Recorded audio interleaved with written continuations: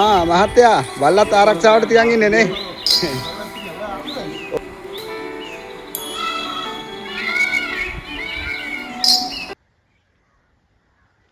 ආගම දහම ඇතුළු සිද්ධිය සම්බන්ධයි. හා ඒ කියන්නේ බුදුරන් වහන්සේගේ නිවෙන් පසු මේ ආගම මේ ආගම ගොඩ නැගුණු ආකාරය මිනිස්සු අහලා තියෙනවා. ඒ කියන්නේ මේ බුද්ධ ආගම, මේ මුස්ලිම් ආගම, මේ ක්‍රිස්තියානි ආගම තමයි සදාහන් කරන්න යන්නේ. ඔයාලට වැටහෙනවද? ඔව් ඔව්. ඔයත් අහන් ඉන්න ඕනේ. හරිද? අනිවාර්යෙන්. එක්කෝ බුදු ගෙටයක්.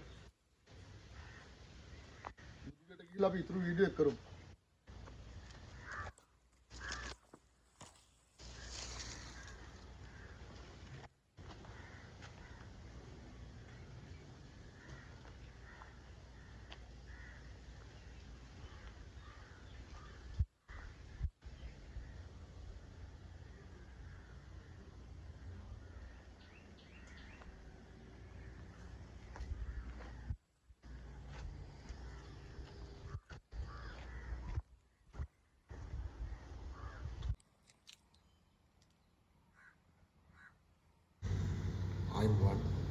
ආයිබුවන් දේශන් ටීවී YouTube channel එකකට මම ඔබ මොකට එන්නේ.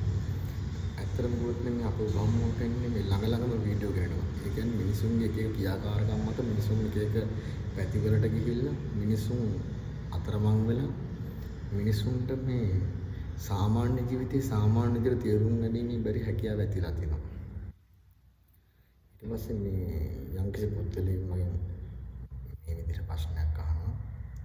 මේ ප්‍රධාන වශයෙන් මේ ලෝක ගෝලී ආගම් තුනක් මත තමයි මේ ලෝක ගෝලය හැදිලා තියෙන්නේ. දැන් කතා කරන්නේ බුදුරණවහන්සේගෙන් පස්සේ මුස්ලිම් ආගම පටන් ගත්තා. හින්දු දෙව්දත්ගේ පරම්පරාව. දෙව්දත් කියන්නේ පිරිමි. බුදුරණවහන්සේගෙන් ඉල්ලීම් පහක් පවා මේ පුද්ගලයා ඉල්ලලා තියෙන මේ ඉල්ලලා තියෙන ඉල්ලීම් පහ තමයි අවශ්‍ය වෙලාවට කාන්තාවන් ඇසුරු කරන්න. වට මතු පිට පානය කරන්න අවශ්‍ය තැන්වලදී ස්නානය කරන්න අවශ්‍ය විටදී ඕන වෙලාවක සිවුර මාරු කරගෙන ඇඳුම් අඳින්න අවශ්‍ය විටදී පන්සලෙන් පිට වෙන්න. ඉතින් මේ ඉල්ලීම් පහට බුදුරන් වහන්සේ අකමැති වෙලා දෙව්දත් කියන භික්ෂුන් වහන්සේ පිටත් වෙනවා.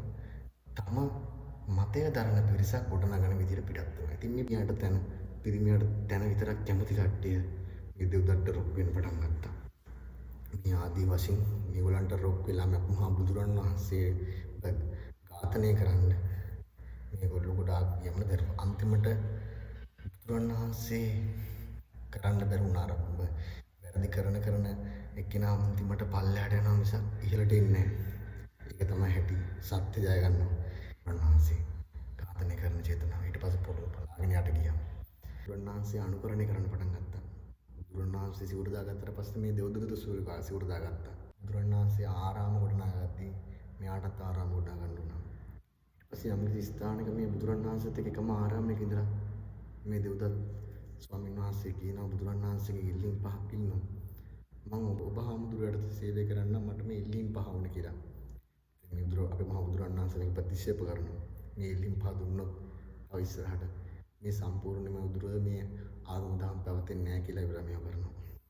ඉතින් බුදුරන් වහන්සේ දැනටත් ඔය සම්පූර්ණයෙන්ම ධාතුන් වහන්සේලා තැන් තැන් වලට පිළිදෙනවා වගේ හොඳ කල්පනාකාරී කරලා මේ ඒ කියන්නේ මිනිසුන්ට මුල අමතක වෙන්න මේ රුක්ෂ පැත්තෙන් රුක්ෂය, ස්තූප පැත්තෙන් ස්තූපය, ගුණනගිරි පැත්තෙන් චෛත්‍ය, පාට පැත්තෙන් පාටක්, වර්ණයක් මේකට පොඩියක් නිෂ්පාදනය කරලාගෙන මේ ආගම දහම මේ අනිත්‍ය තියෙන ආගම දහම ජීවිතේ මැරෙනවා මේ හැමදේම මැරෙන ටිකට මේ පිස්සුවක් තියෙන මේ ජීවිතේ මිනිස්සු මැරෙන ටිකට මේ තේරුම් ගන්න නැති අවකාශයක් තියෙන කියලා මේ කර්මය ළඟමයි තියෙන අපි කරන කියන දේවල් තමයි ලැබෙන්නේ කියලා කෙටියෙන් මේ දේ කියන්න බුදුරන් වහන්සේ මේකට ගොඩනගන යම්කිසි ධාතුන් වහන්සේලා විසිරවලා ආගමට මේ ගැලපෙන විදිහට මේ ස්තූපයක් කොඩියක් මේ නිර්මාණ ධර්ම චක්‍රයක් මේ ලාංඡනයක් ඕනේ ඉස්සරහට ඊළ ලාංඡන හොයා ගන්නවා කියලා මේක මේ විදිහට නිෂ්පාදනය කරනවා. මේ නිෂ්පාදනය කරනවත් එක්කම අර ඕගොල්ලෝ හිතන්න ඕනේ මෙච්චර මේ බුද්ධ වර්ෂ කියන්නේ බුදුරන් වහන්සේත් එක්කම කරට කරාපු දෙව්දත්. මේ මුස්ලිම් ආගමේ පටන් ගන්න පිරිමියට තැන බලන්න ඕගොල්ලෝ පිරිමියට තැන නැති කියලා කල්පනා කළා.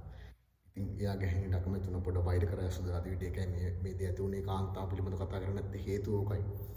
ඊට පස්සේ මේ කාලයක් ගියාට පස්සේ මේ මිනිස්සු මේ ආගම් දෙකටම යන්න පිරිසක් කරමන් කලින් කිව්ව ආකාරයට හිටියා.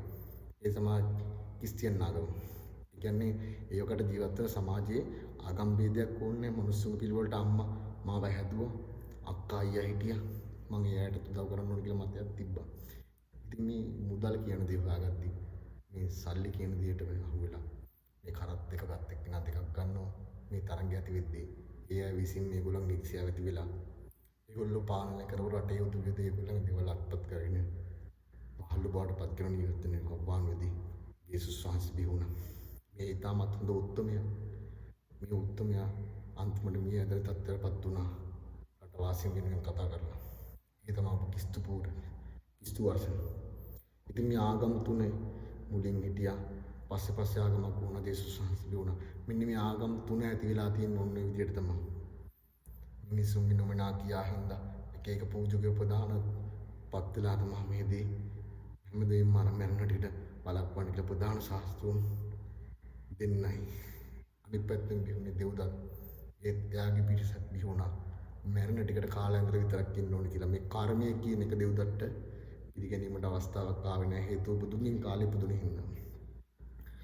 අන්තිම කර්මය තමයි මේ පොළොව පණ යට ගීක.